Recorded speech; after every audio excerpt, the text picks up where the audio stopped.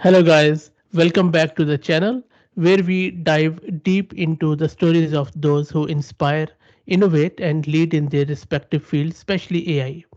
Today, I'm very excited and thrilled to have a fireside chat with none other than Yash Gupta from Thailand. He is the brain behind Project HugeData. The project HugeData focuses on synthetic data generation using Hugging Face transformer models specifically tailored to the field of biology. Yash, I'm so glad and excited to have you. Can you please share about your background, your origins, and also what inspired you to pursue the doctoral degree in biotech and what specific areas within biotech are you most passionate about? Over to you, Yash. Okay. Thank you for humble introduction.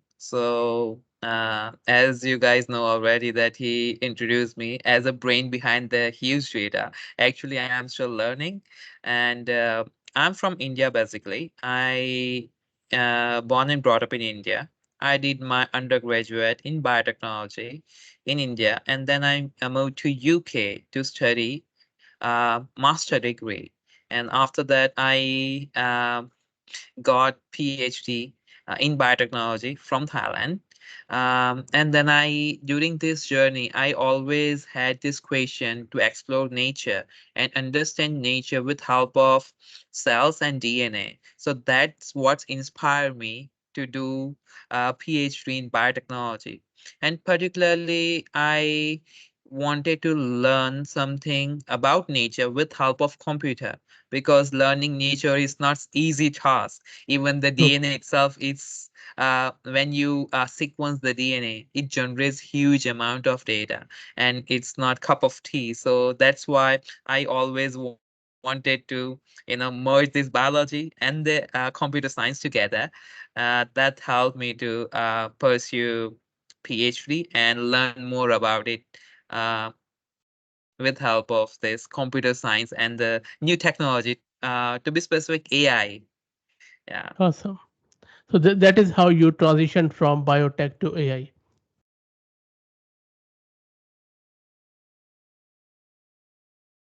Okay. Now, your project, Huge Data, that focuses on synthetic data generation for bio.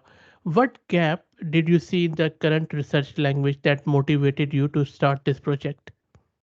Okay.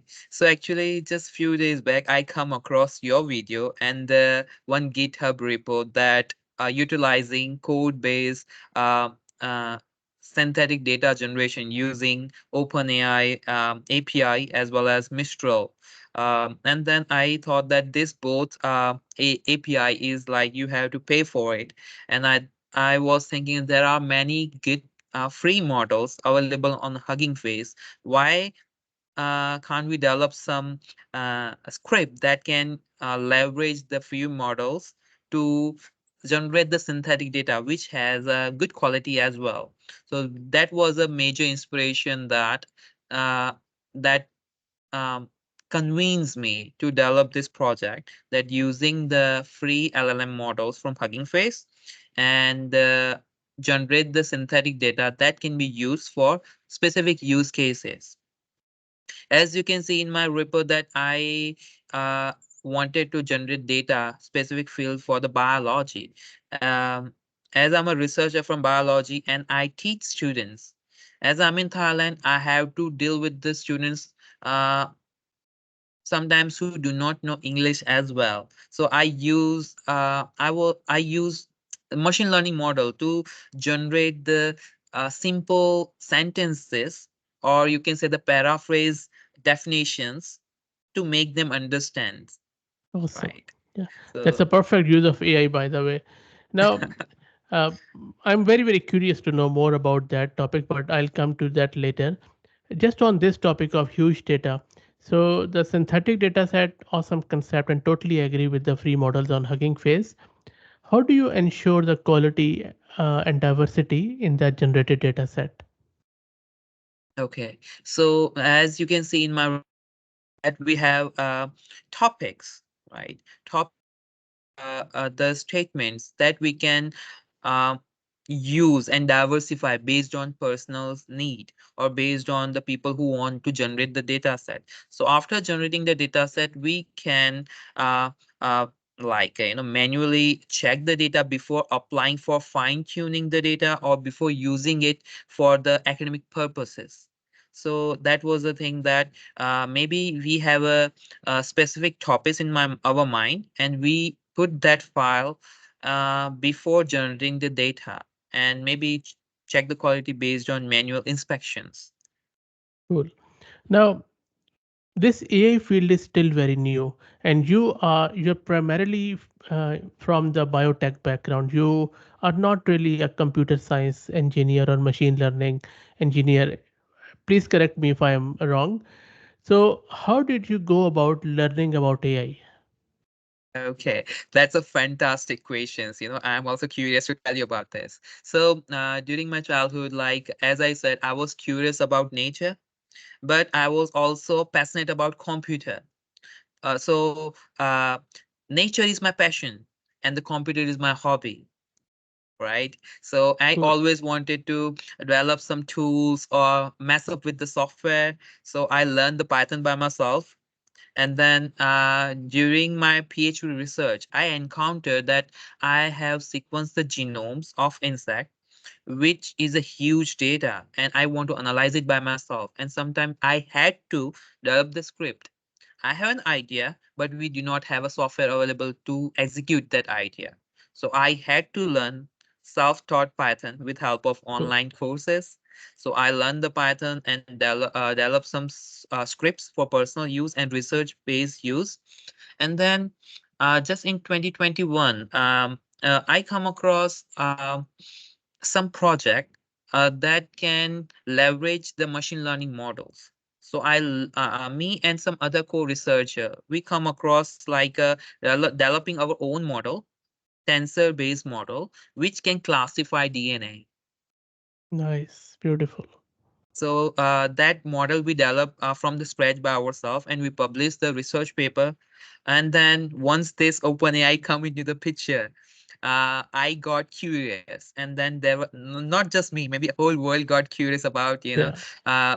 open source model, this model and that model. So it intrigued me, and Cool. using this model for research purposes. Nice. Yeah. That's a very very good use of it. Now, that's actually, I think that is the best way of learning. Just pick the use case, learn it by the ropes, and then just do it. Awesome stuff. Now, having said that, apart from this research and huge data and playing around with DNA and genome, what are your other interests or hobbies that you pursue in your free time?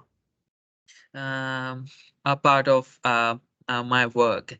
Actually, I enjoy my work. So when I have a free time, I usually try to learn more about uh, insect nature itself. I go for hiking. When I go for hiking or photography, I try to capture the moments that been unseen in the lab. So if I go for hiking, I try to see the insect or birds, and sometimes I encounter some things that you cannot capture it. You just can see it and feel it. So that is one of my thing that I like to do, and that helps me to understand life and the nature itself. Cool, awesome stuff. Now, you're in Thailand, and then which city are you in Thailand, by the way, and which university you're associated with? Uh, I'm in Bangkok. It's the central part of Thailand. I'm Yeah, working at Nariswan University as a researcher and lecturer. awesome. Uh, And how do you see AI in that university? Is that, I think, so how is AI, at the moment in your university, you think that there is huge proliferation of AI or no one is caring about it? What is the state of AI? State of AI at my university right now, in computer departments, yes, thus people are doing research and they are working on it, uh, but not developing a new model. And as I'm from biology department, working the research related to biology and the DNA, no one is working on AI at all.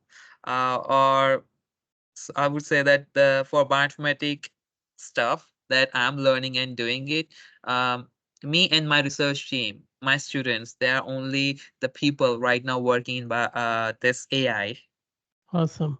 Now, look, Thailand is, I think it is called as the land of smiles and land of white elephants. So, uh, tell us about the culture of Thailand, about the country. It's so exotic. Uh, okay. Let me divide into two parts. So yeah, Thailand itself is a beautiful country, lots of places to explore. Sometimes people might go to the tourist destination that what they have seen on websites, but it's vast. So if you go to the different province, you will explore something new.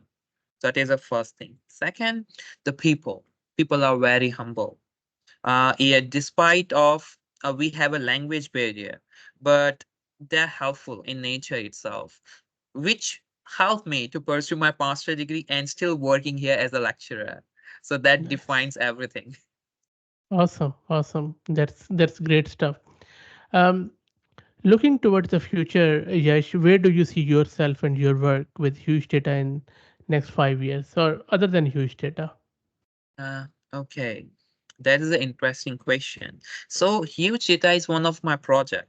So I'm also working on developing machine learning models for DNA classification, or we can identify some features in DNA sequences, as well as I have fine-tuned some Pi2 model, which is available on GitHub. Uh, and which is also available on Hugging Face, which is generating uh, phrases that can be used for research writing.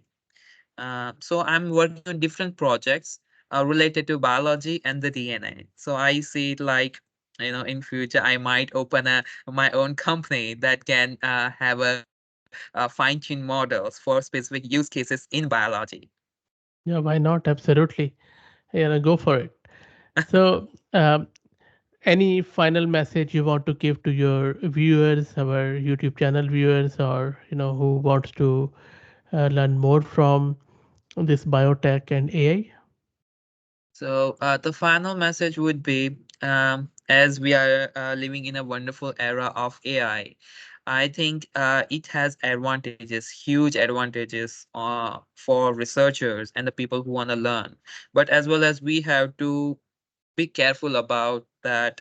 Rather than depending on AI, we have to take it as a companion. So if we do not have these models, we should still able to develop our skills to keep going and discovering rather than depending on AI and just paraphrasing the things and the knowledge what we already have. So that Yeah, is one of the key message that I would like to give. wonderful. And if people want to reach out to you, how should they contact you? Maybe they can contact me via email, or I have on GitHub my repositories and on Hugging Face as well. They can just drop in the message there, or yeah, maybe you can also give my profile information in your YouTube so they Definitely. can reach out. It will be there. Of course, I'll put your huge data's link and your profiles link in video's description. So if anyone wants to reach out, they can. But look, it was wonderful talking to you. I could go on and on. And apologies, I had to switch off my camera because there is a huge storm passing over here in Sydney, Australia. So All my right. internet is a bit flaky today, it seems. So that is why I had to switch it off. So my apologies for that. But look, it was all about you. People wanted to see you. So I think Okay. that served the purpose. They listen to me, hear me all day. So I think they're already fed up of me. So I think it was all about you. But thank you, Yash. Much appreciate your time. And we will do this again, on another topic. So Sure. thanks a lot for your time today. Thank you very much for having me. No worries.